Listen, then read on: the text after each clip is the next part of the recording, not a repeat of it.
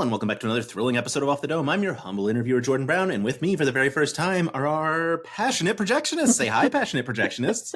Hi, passionate projectionists. Derek, Ruby, thank you so much for joining me. This is so exciting. It's such a cool addition to the Dome, both of you coming in and adding the projections. But before we dive into that, who are weirder improvers, D&D players or puppets? Oh, puppets. Puppets? 100%. Okay. We started, I mean, our starting out was doing, the first things I really did projections for was puppet improvised shows that we did in college with our friend and puppeteer who has done puppets for Dimension 20, did puppets for Burroughs End. And so we've been working closely with puppets forever. And boy, puppets are a fun time.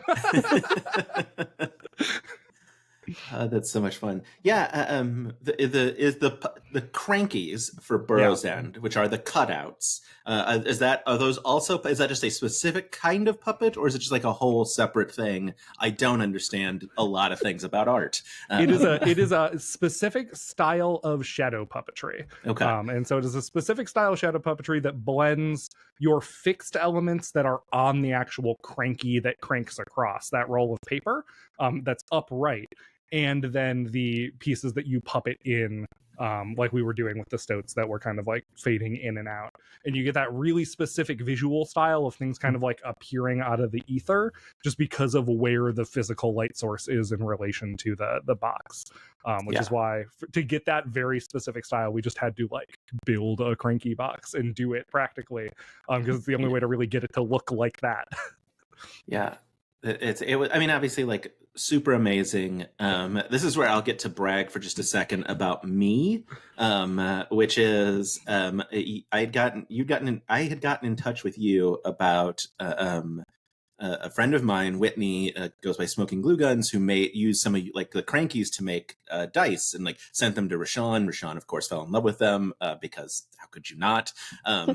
But like, it was a really cool moment for me, and I am not a person who has been cool ever in his life. Whitney texted me and was like, "Hey, I'm driving. Can I call you? I have an idea about something." And I was like, "Yeah, sure." And she called and she's like, "I have this idea for these dice that would use like the shadow puppets from Burroughs End, but like the problem is there's no like clean shots of them because the actors are always in the Dome. Do you know like?" Maybe Carlos might have some. And I was like, "Oh, you want to talk to Derek Christensen and Ruby O'Brien?" And she was like, you just know the names? And I was like, not only do I know the names, but I owe Derek and Ruby an email. Like they sent me an email this morning that I haven't responded to. And she was like, "I can't believe," I was like, so anyway, I very rarely get to feel cool.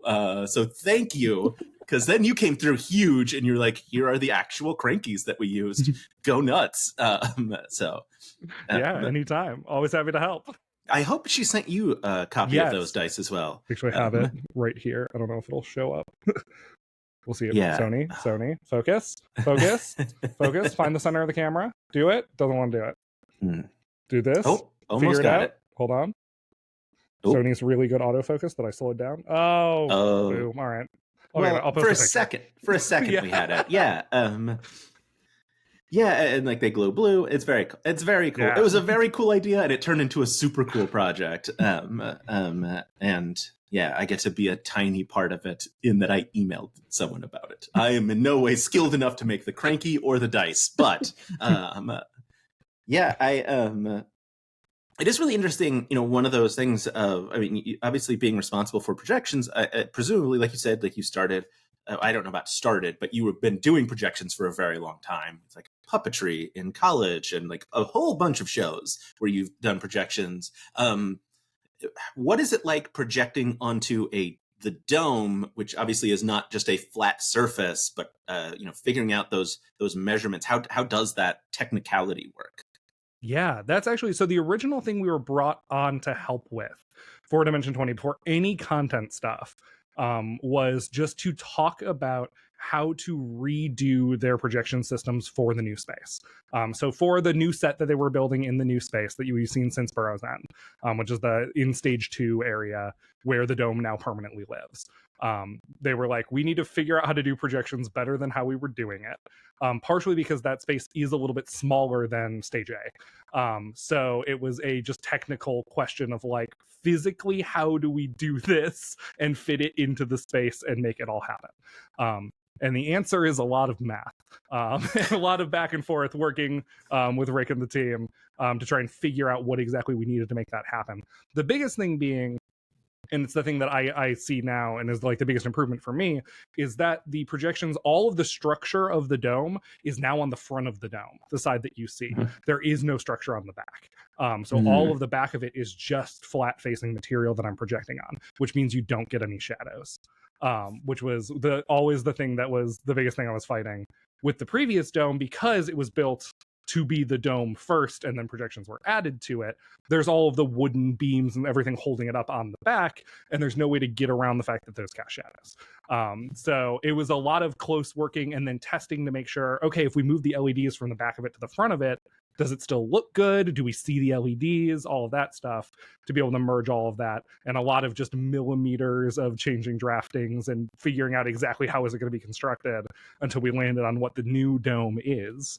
And the new dome is walls with a frosted acrylic along the back of it, each in different panels. And each of the player walls have 3 projectors on them, and the DM wall has 2. So you never have a projector on more than 1 or 2 of the kind of vertical strips. And then from there, we just do a bunch of fun projection mapping to reshape everything and make it fit the shape of the dome. That seems so complicated. It's both complicated and not. It's actually like, because at its core, it's like, it's still just a bunch of rectangles. So it's actually kind of easier in terms of what projection mapping can be. But there was a lot of math involved, and it is really a game of millimeters, where it is like everything is exactly where it has to be to make it work. And if there was slightly less space, it wouldn't work. Fair enough. Yeah, it's so funny to think about like how far Dimension 20 has come in terms of projections, and I use that term so loosely in the first projection of Misfits and Magic, where it was literally just like cranked a spotlight on someone in a costume behind the dome so that there was an outline of them, to obviously like full Kate May art on the dome animated, which is wild. Yeah, and also sort of in that line, you're like, when you got brought in to talk about this, I assume how quickly was it that they realized like, oh, you two just need to do this for us? It was definitely in the first meeting. The first meeting, I started to plant the seeds of like, hey, also content. We do design. So it's the like, we can help talk about like, here's the things that we've done. Here's how we work and how we take the things that you want to do and help tell a narrative with it. And especially the things that are really important to them, which is that it should add something to the atmosphere and the environment without pulling focus or distracting from what's happening, right? And so the really things that are important in theater too, and a lot of the other stuff we do, where the projections are not supposed to be the show, they're supposed to help bring you into it and make it more cohesive and whole. And we talked a lot about that. And again, Kevin Stiller was immediately very interested in that, and Shabak was interested, and then Rick brought us in to talk about it too, and we started working on Ravening War.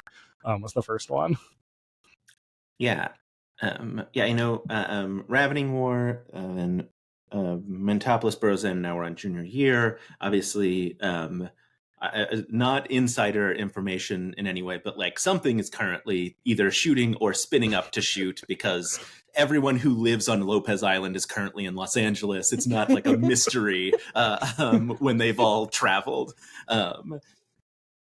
But yeah, it is such a, especially like Ravening War, thinking back to Ravening War, those original projections really, like you said, like enhanced the narrative, enhanced the battle maps of like, oh, we're in the food pyramid. Now here's like our like weird underground projections behind you. How early are you both like working? I mean, how early are you getting like design ideas, stuff from presumably DMs along that way? Since now you've worked with sort of the three big ones in the space. Where are you coming in on that process? Yeah, it's kind of as early as possible with when Rick starts to have ideas and disseminate them down, and we start to have early meetings. You want to talk about that, Ruby? Oh yeah, I was just going to say, so sort of much like the rest of the art team that are all the model builders and stuff, we all sort of work under Rick's kind of creative umbrella and his vision.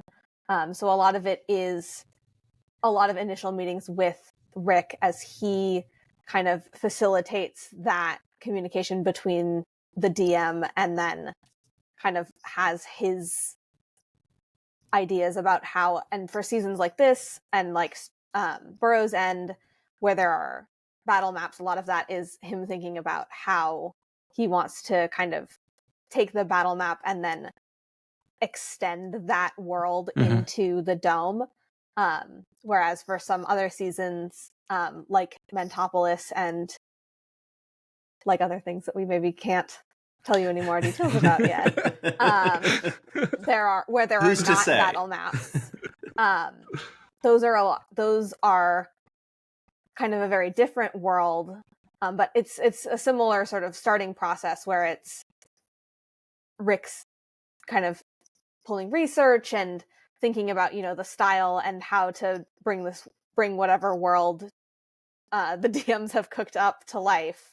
But rather than it being that kind of extension of the battle map, it's much more kind of thinking about how what they call the neutral board can be that anchor that is what's always on the table, and how the projections can then take us from place to place, where the projections in those kinds of seasons, and again, like we saw in Mentopolis, really kind of carry the location a lot more now, because there aren't battle maps, because those are seasons where there's no minis and we could kind of be anywhere. So that's definitely a different and interesting challenge from something like this, where, okay, most of the time we know that what we're doing is creating these battle scenes and we know that we're going to hit those checkpoints of those battles. Those kinds of seasons are much more like we're giving the DM kind of a palette, a toolbox to play with, and Brennan is especially incredible at using that toolbox in ways that we often don't expect. There's moments later in this season where he just kind of pulls things out in a way that's not the reason we made that content, but it is always such a crazy thing of like the player reaction to seeing him use something in a creative way like that, of like, wait, you just had this? You just had this ready to go? Yeah, I mean, okay. My brain is always like, okay, you said three things I want to ask about. How do I decide the order? One of the things that, Mentopolis specifically, so we'll work past to present. Mentopolis had such a very specific need for projection in terms of a literal, eyesight projection of we're seeing what the main character. God, the video delay is killing me. The inside person character of there's a grappling hook and a falling out of a window and all of those things that you had to shoot and map onto that dome. What am I fully misremembering? Derek, is that you in the in that gear? That's what I thought. Yes, I had a moment where I was like, I'm pretty sure that was Derek. Yeah. What was it like getting the old grappling hook out and filming those? It was a time. I'm very much a behind the scenes person. I am not a performer. And so I'm always much more comfortable behind the camera than in front of it.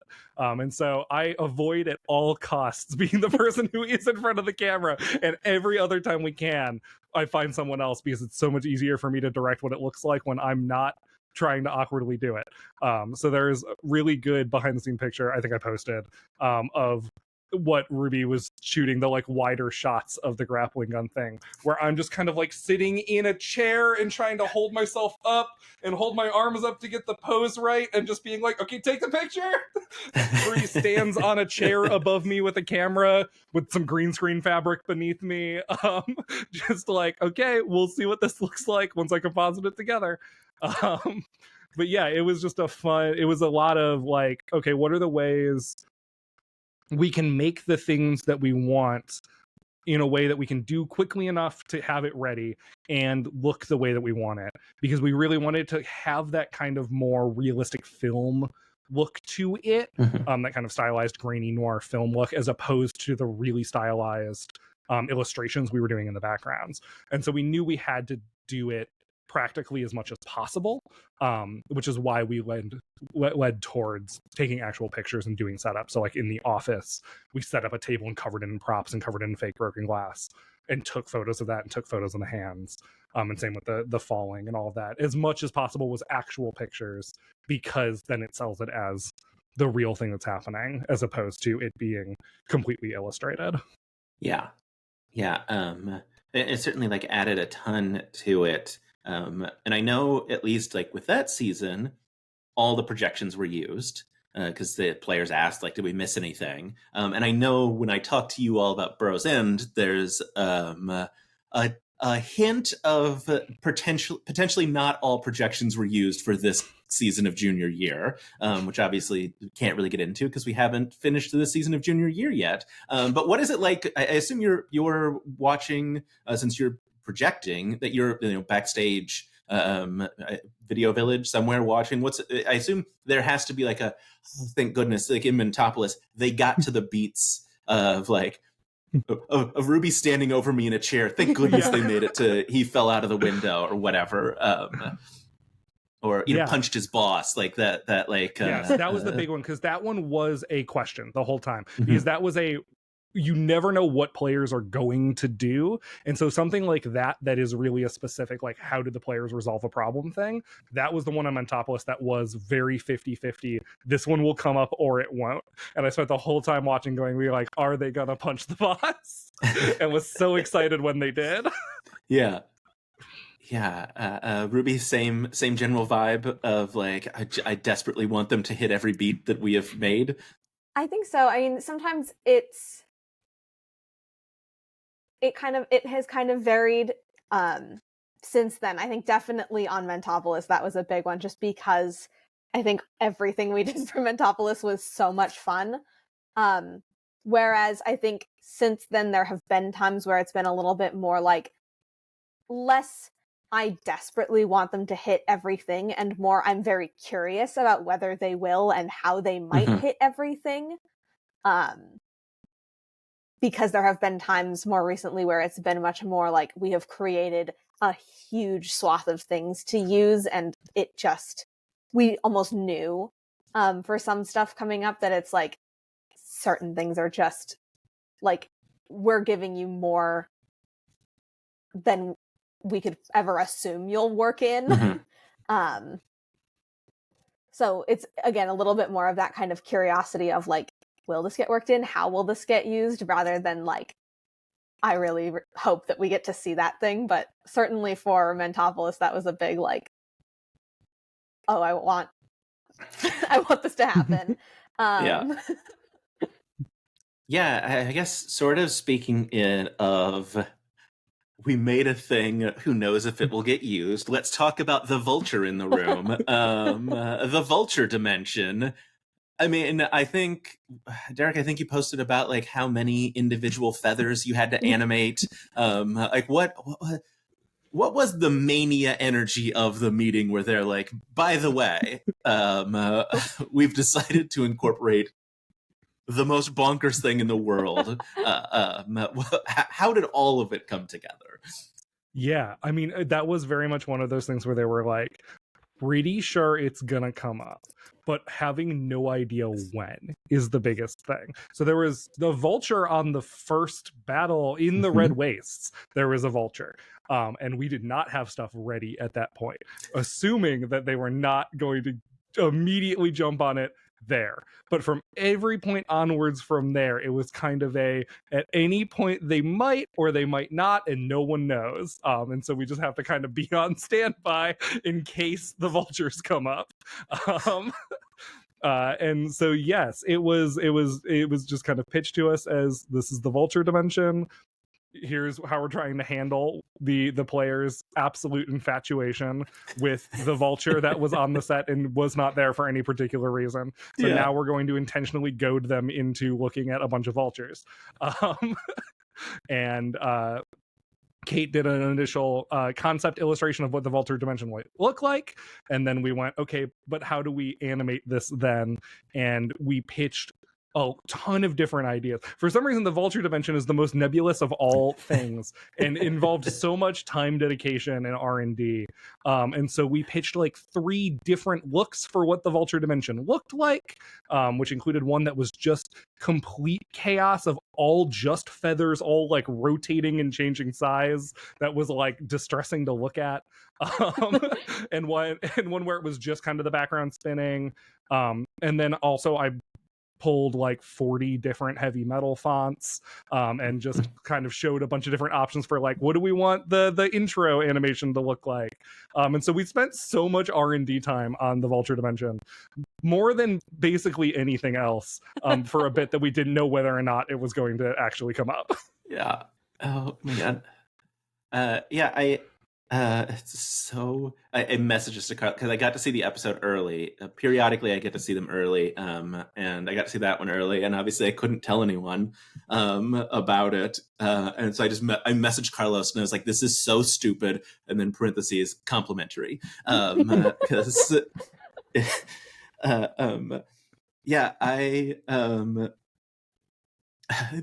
all of it was amazing, but I am struck by like that idea. I'm also curious, I guess from a technical standpoint, does Brennan have all of that like on a laptop queued to like a hotkey to or are you sitting back there and be like, oh no, someone's looking at the vulture, quick, get the vulture files ready? It's a little bit of a combination of both. So Brendan has basically everything available on the Stream Deck on the table. And as things get more complicated, the Stream Deck becomes more complicated. And so this season had a lot of pages of Stream Deck buttons for all sorts of different things as the season went on. And so there was a Vulture Dimension button on the Stream Deck ready to go at any point. And we also have a second copy of it over at Video Village. And so if there are times where it turns out we've been in the background for a little bit too long and we need to change something, we'll swap it. Or there's a background we should have gone into, and for whatever reason we've forgotten to get into it, we'll kind of take it or make changes. Or again, very rarely, if we think something will be funny, we'll take a cue back there. We'll decide we're going to throw something up. But normally we leave it to Brendan, mostly because it makes it easier, because Brendan knows when the story beats are going to happen and when we should transition into something. And so typically Brendan is making all of those changes. Yeah. Do you remember how many feathers it was, individually animated feathers? Oh, it's hundreds per second. It is a lot of, so they ramp in. The intro is especially where there's so many of them because it totally covers the screen. And I think it might be 2,000 per second was what it was generating. And they're all just flying across the screen. Yeah. I mean, obviously, like, you've had a ton of incredible cast reactions to a lot of things. Mentopolis, Ravening War, when the first time they're seeing those projections, and obviously Burrow's End, the tons of, but boy, the energy of the Vulture Dimension. What was it like, sort of back at Video Village, as you watch the cast just melt down over a thing that I mean, I don't think anyone could have expected. It's always so, everyone always has such different reactions, and watching everyone simultaneously and just seeing the spread of it is so much of a joy. It's so much of the fun of everything we do is getting to see those genuine initial reactions, because Brennan is the only one who knows what's coming, and everyone else, it's a surprise. Yeah. Ruby, thoughts on on cast reaction. Yeah, it's amazing. And I mean, it's funny though also that you mention what it's like at Video Village, because when we're back there, there's a lot of what it is like, and this, I promise you, only gets so much worse, is everyone back there trying not to laugh loud enough that it gets captured and not always succeeding. There are definitely times later in this season when you can hear laughter from Video Village, because it was just because the cast is so hilarious. Yeah. Yeah, there's a point later in the season that I was talking about with Shavak afterwards where it was like, if all of the cameras had stopped rolling, we never would have known, because we were all head down on the table crying, trying to be quiet, and not succeeding. Yeah, I've talked to Kevin Stiller about his time at, like, you know, various shows, and I asked him about like a time that like really made him laugh, and it was Brennan's yes or no monologue on Game Changer, where he was a camera operator at that point. And he's like, I just had to take my hands off the camera because I was laughing so hard I was shaking the camera and I knew my footage would be unusable. So I just literally had to stop doing my job and just like leave it on a frame because I couldn't hold on to the camera. Yes, literally the most props to, at various points, anyone who is doing the DM camera, because that's our operated camera, and is effectively in the dome, is right there, so close to all of the cast, so close to all of their microphones, and needs to keep quiet, does an incredible job every time of not just breaking down laughing, like all of us back in Video Village are doing. Yeah. I would say, like, I mean, it is one of the real joys, I think, of many of the Dropout shows is when you can hear the crew laughter, because you do, like, it's the, like, obviously performers get that sense of pride of like, yeah, I got this hit so hard I got the crew, but like, and like, I think, you know, like we get to feel that sort of at home where we're like, oh yeah, this one was a special joke because the crew could not keep it together. But yeah, it doesn't happen often on Dimension 20. It happens, I would say, in the adventuring parties pretty regularly, where you can hear laughter backstage. But obviously, that's a lot more loosey-goosey stories not happening. But it's very fun that there are sometimes it's coming up in the actual show. Yeah,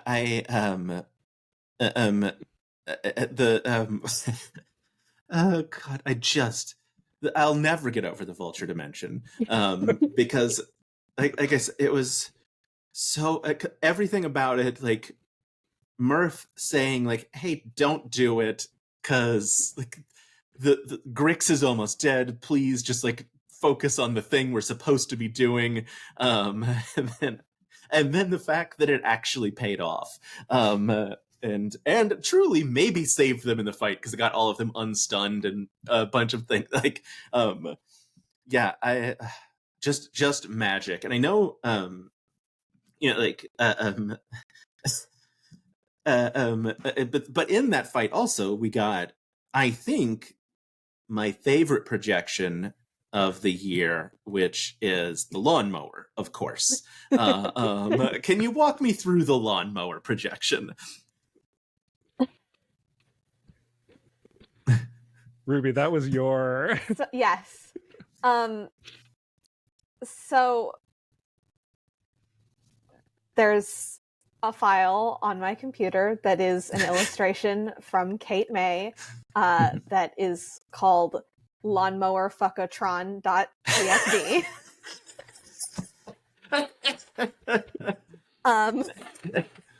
And oh man, now I know what I'm clipping out for social. And I spent a considerable amount of time individually animating its arms to wave and its, as Kate May phrased it, hat to wiggle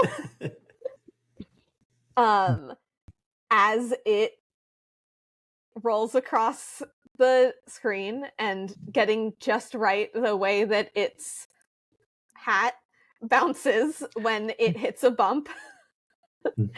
That was many hours of work that I think paid off incredibly and was worth every second and every penny of Dropout's money that they spent on that. 1,000,000% agree. And you didn't just get one time around. Like it went around a couple of times, because that's how you knew you really nailed it. Because Brennan just kept pressing that button to just really, really drive home how upset Zach Oyama was. Yeah. Like Gorga. I assume Zach really enjoyed it. It's funny because like we saw in Emily Axford's behind the scenes, Kate's drawing, like pinned up to a wall of the lawnmower. And I remember at the time, people were like, what on earth could this be? And, then so much happened that it kind of like fell out of our memories of just like, oh, here was a weird thing we saw. And then when it came back, someone was like, that was in the behind the scenes. And it was this like wonderful moment of like, we finally have one mystery solved. I can't believe they left this in the behind the scenes and didn't blur it out. But yeah, that, do you know if Kate's drawing came first or if Mini came first? Kate's drawing came first. Kate's drawing came first. They updated the Mini to the drawing and vice versa. So it a lot of things happen really collaboratively throughout. Yeah, there was back especially and forth. too, he is often will do a background before they're finished painting set 2, and so Rick will print out our illustrations and everything and paste them around in the shop, and they'll often paint to match. And vice versa. When they're building something, we'll see what they have, and we'll make adjustments to the projections. And so it's really collaborative. Yeah, I know when I talked to Kate, she mentioned that the mall fight, in her original drawing, the chairs had like bars on them, and then she saw the minis didn't have bars, so she very quickly like erased all of the bars off of her chairs, so that like the background projections matched the actual mini, which is really cool to have like that level of incorporation and collaboration. Is really, the reason why it works so well, as you know, is that it adds that level of immersion for players and people at home when it's literally to the point of like, yeah, these things match. Like there weren't accidents here. I'm sure there are probably some mistakes, whatever. But like, like we made chairs that matched. One of the things also, speaking of Kate, like obviously absolutely stunning art. And one of the things that's really cool is that her art is up on the projection, or is part of the projections, or are the projections, whatever. But one of the things that's very cool that you added was that those things are animated and they move and like trees blow and things. Can you kind of talk me through that? What is that process like in terms of animation of someone else's art? Yeah, so a lot of what that involves is it's definitely a lot of kind of communication with Kate and in past seasons with other artists that we've worked with about, okay, we need, these trees need to be on a separate layer, and you need to kind of like, you need to render what's under them where normally, if it's blocked by the tree, you wouldn't draw it. And little things like that. And a lot of it has also been a process of discovery of things like, okay, if we're going to make this tree move, like any lighting that affects this tree also needs to be separated out from the lighting that affects things around the tree that aren't moving, for example. And especially that came up a lot this season because there are a lot of backgrounds that are basically the same background, but with a slight variation. So some of the kind of things that we keep coming back to have a daytime and a nighttime version. And so especially in those two, because it's like, okay, we've added this overlay of lighting to make it feel, like street lamps instead of like sunlight, and figuring out, okay, like we need to layer that lighting in a certain way in order to be able to animate it. And one of the things that has also been really cool about working with Kate specifically in this process is that Kate, much like us, also has somewhat of a theatrical background and has worked in that kind of environment before. And so when we first talked to Kate, like immediately hit it off with her and were able to kind of have that language, because that's very much all kind of that collaborative workflow is something that is very inherent to working in theater, and that like, and it very much so is as well for, you know, TV production and film and stuff. But a lot of people in the entertainment come from, you know, having done theater initially, even if that was just like in high school or whatever. But because Kate had that kind of background of it, I have a very distinct memory of her being really excited actually about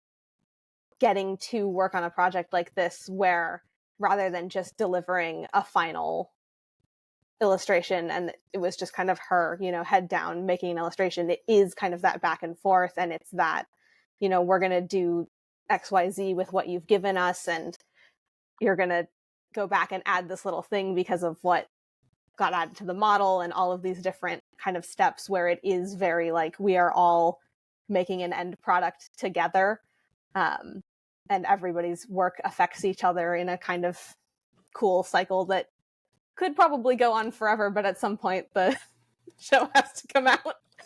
Yeah, it's super cool. Yeah, obviously, like it's also really cool.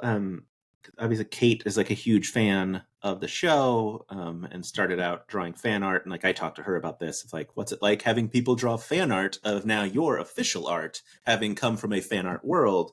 And you know, like coupled with that, Sarah Barrios comes in and does the theme song as a huge fan of the show. Ruby, I don't know if you were also on set for the music video. I know, Derek, you were, because as much as you say that you hate being in front of the camera, boy, you're in every behind the scenes shot. They sure put me. They got me in a lot of that stuff. Yeah. I was sure seeing that. Yes, they managed to shoot all of the behind the scenes stuff every time I was there. Was a lot of it. So I noticed that with all of the initial stuff too, because those were the times at which I was stepping in for Kevin Stiller as director of photography. And so I'm in there at Video Village and behind the cameras checking stuff in all of the behind the scenes footage they shot. So I kept seeing myself appear in all of those kind of introductory stuff they released before the season. That's very fun. Yeah. What was the music video like? First music video you had worked on, or? I've done a couple of music videos before, and we were primarily we were pitching whether we were going to do projections and lighting or just lighting, and ended up determining we didn't really want to show any of the content from the season yet on the walls at that point. So we decided to do it just lighting, and so I worked with Kevin to kind of set up a live lighting palette for the dome using the new software that we're using for the dome's lighting, which lets us do a lot of really fun things with it, where we have individual control of every triangle. And really cool that you got to like test that out on the music video, like really put it through its paces of here's we've got a new toy, let's really use it. Yeah, it turned out obviously like incredibly fantastic. I talked to Sarah as well, and I mentioned like my hope is that Teenage Rebellion makes it onto my like Spotify Wrapped at the end of the year, because 95% of my 100% of my Spotify Wrapped is like just full dad rock. I don't know exactly when it happened, but at some point it's just like most of the artists are dead on my list. And I was like, if I could just get a living artist on here, great. My only concern is that because I hear the song every week that I'm not also listening to it on Spotify. So I don't know. We may have to, maybe when the season's over, I'll need to listen to it more. Yes, much of my listening was pre-Spotify because I just had the track they had sent over to me that I sat there playing on loop while I prepped everything to just ingrain it into me, because we do all the lighting live. So every single one of those hits I'm just doing live. So I just sit there listening to the song forever to really build it into me, because I'm performing lighting along with it. So I've listened to that song on loop a lot. Yeah, I mean, sort of speaking of lighting, Ruby, you talked about this a little bit already, but I just want to say how much I appreciate that even though some things are at night, you can still see them. Because I made a TikTok about this yesterday. I was watching The Bad Batch, and I was like, it's an animated show, and I can't see what's happening. Like you you didn't have to put out a light. It's in a computer. You could just be like, add more. You don't have to buy a new light for it. I really appreciate that I can see everything on the projections even at night. But sort of, what is that lighting process like in terms of how does that all work? I guess I should say. Sure. It's something that we've spent a lot of time kind of figuring out, and we still adjust constantly on set. And so, because you're dealing with a couple of steps of where lighting gets weird, which is how projectors work versus how much ambient light is in the dome from the performer's key lights. And then you're dealing with the fact that you're capturing that into a camera. So how something looks on your computer screen through the projector and through the camera are three entirely different things. So we make our adjustments to what I anticipate based on previous seasons things should look like on camera, and on the computer screen they look crazy.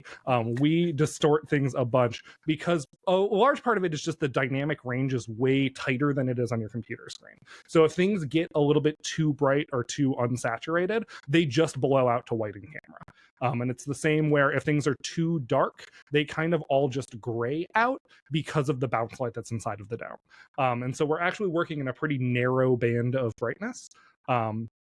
But obviously we want our illustrations to also look good for outside of the dome's projections usage, especially with like Kate May doing art for things that Post is doing or things that are being posted online. And so we'll take those, we'll modify contrast and brightness and saturation on everything that is going in.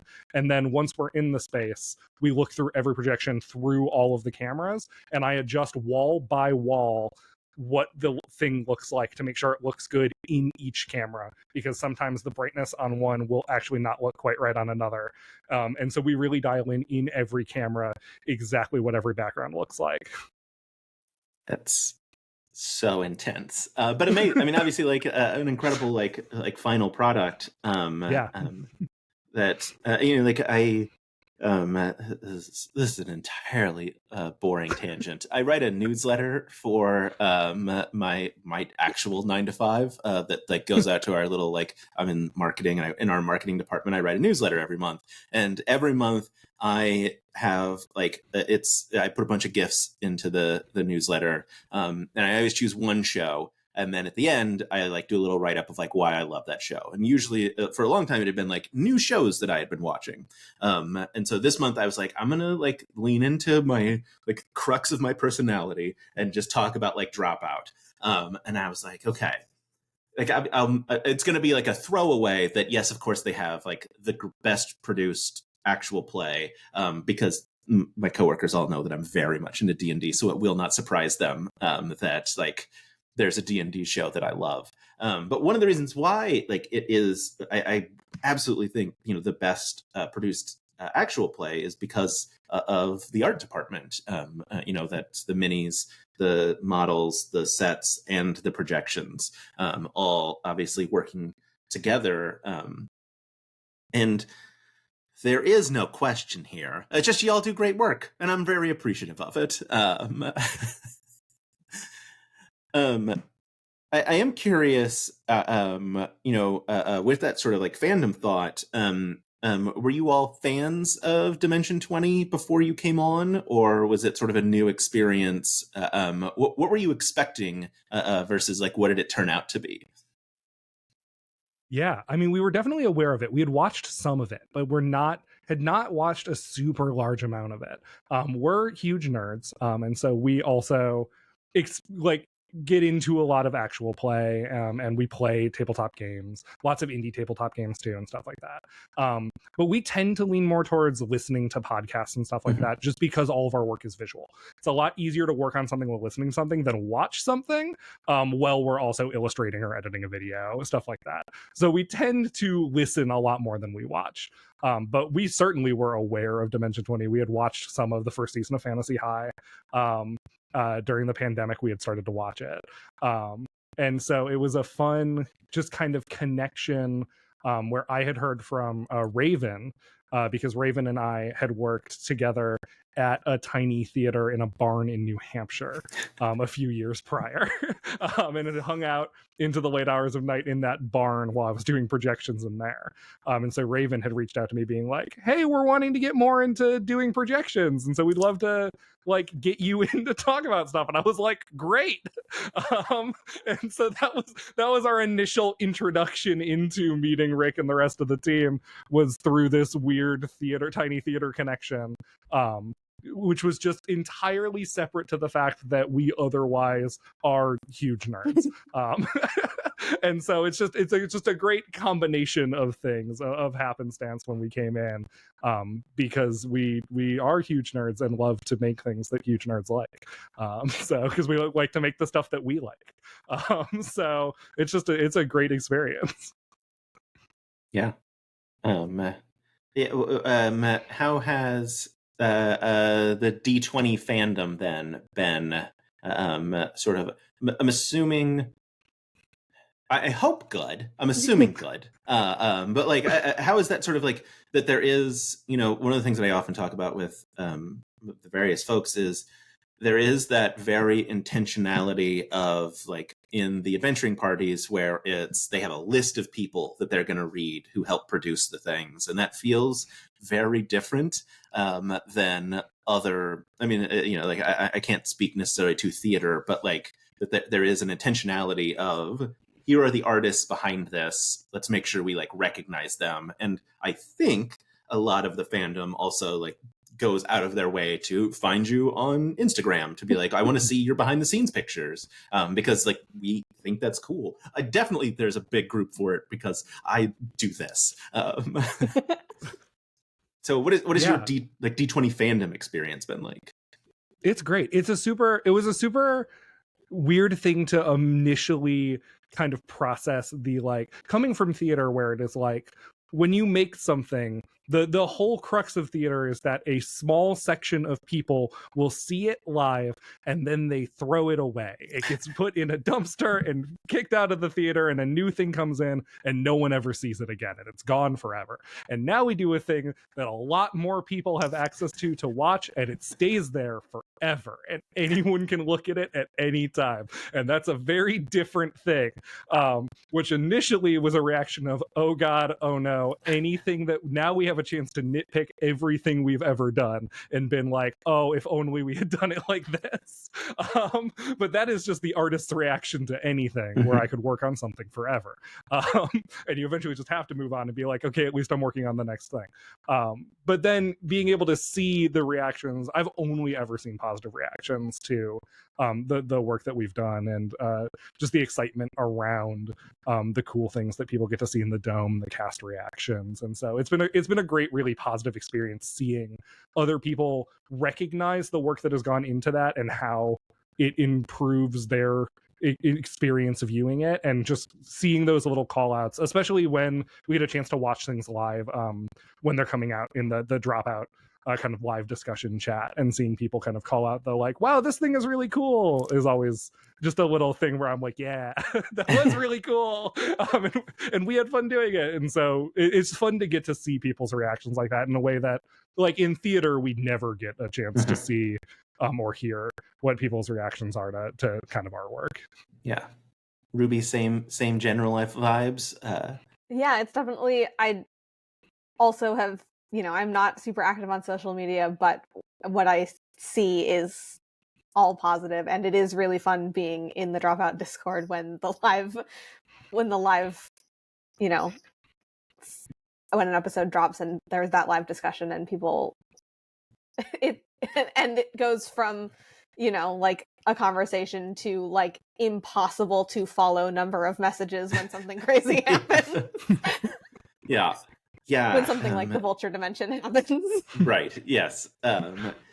Yeah, it's funny. I never participate in those. One, I have a 2-year-old, so like the odds of me watching a show live when it drops are basically zero. But like I find it, I can't. I am not capable of like reading text and trying to watch a show at the same time. Like it just like I'll miss something in one of the other. So like periodically after a show, like I'll pop in to see like what people are talking about in the Discord. But yeah, like there's 50,000 messages, so I'm just like, all right, what are they talking about 3 hours after the episode is over? Like that's the only thing I can check in on. But yeah, I know like it's been super fun, obviously, like for me getting to do this very weird thing of just like asking people to do interviews. Like I mean, we first got connected because I was putting together the Burroughs End like production roundtable, and Rick was like, you should talk to Derek and Ruby as well. Like you should bring them in as well. And I was like, yeah, I don't have any way to get a hold of them. And he's like, I'll email them. I was like, great. And so like getting to do this has been so fun. And like it's also for me really fun because I love this stuff a lot. And like finding out that other people also love it, like it is very fun to be like, yeah, let's talk about, like I have a Patreon where I post like, hey, this is I'm going to be interviewing, Derek and Ruby. Like, do you have any questions for them? And someone very specific was like, can you talk to them about like what it's like projecting onto a dome? Like how do they deal with distortion? And like 3 people were like, yes, I also want to know this. And I was like, great, yeah. It also makes my job easier because then I'm like, here's a question I can pass off. Yes, I'm always happy to break down the nerd answers. There's some behind the scenes stuff in future seasons where I've talked a little bit more about the system itself. It's Resolume. Resolume, the VJ projection mapping software, is what's firing everything. It's 3 panels per wall, 2 for the DM. We projection map essentially into rectangles. We're always anytime. Well, I'm happy to talk about any of the nerdy stuff about how the system works. Yeah, we sit there and play what we call the corners game, where we project a grid, because that's the least forgiving thing to see, where you can really tell, are these squares? And one of us sits there on the computer selecting each like corner point to adjust very slightly, while the other one goes, okay, bottom left 3, right 1. And we go back and forth and literally just kind of adjust it until you can see that grid looks like a real grid and not like a bunch of screwed up rhombuses.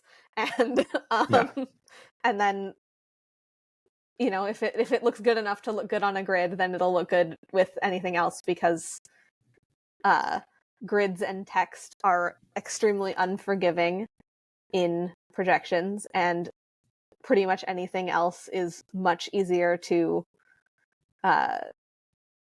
looks much better even when it's not 100% perfect. So you kind of go with that like really difficult to get right thing, and then get that close enough.